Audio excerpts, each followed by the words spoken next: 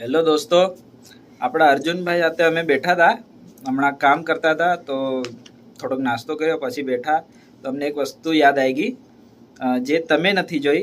અમે રોજ જોઈએ છે કે અમે રોજ જોઈએ છે પણ તમે નથી જોઈ, અને એ વસ્તુ તમને દેખાડવા લાયક છે અને સરસ છે.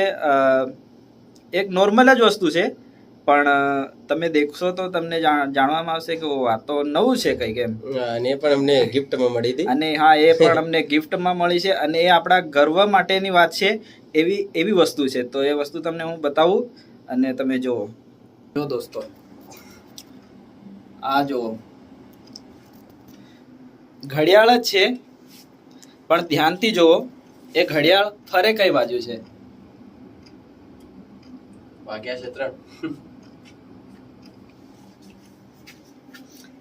ઘડિયાળ છે ને આ બાજુ ફરી રહી છે. નોર્મલી ઘડિયાળ આવે છે ને એલી બાજુ ફરે, અને આ ઘડિયાળ આ બાજુ ફરે છે. અને આ ઘડિયાળ એના માટે આવું ફરે છે કે આપણી આદિવાસીમાં ઘટ્ટી છે ને, એ ઘટ્ટી આ બાજુ ફરે, એટલે જ આ ઘડિયાળ આપણી આદિવાસીની ઘડિયાળ આ રીતે હોય છે.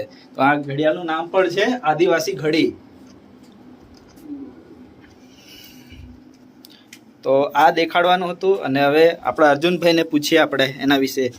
તો બોલો અર્જુનભાઈ, કેવું તમને ઘડિયાળ કઈ રીતે વિશે જણાવો. આદિવાસીની ઘડિયાળ તો પછી હું યાર વાત નહીં થાય કે આપણી આદિવાસીની ઘડિયાળ એટલે બધા કરતા અલગ હટકે જ હોય. આપણી સંસ્કૃતિ જેવી રીતે આપણી ઘટ્ટી ફરે છે આદિવાસીની, એ રીતે આપણી ઘડિયાળ ફરે છે.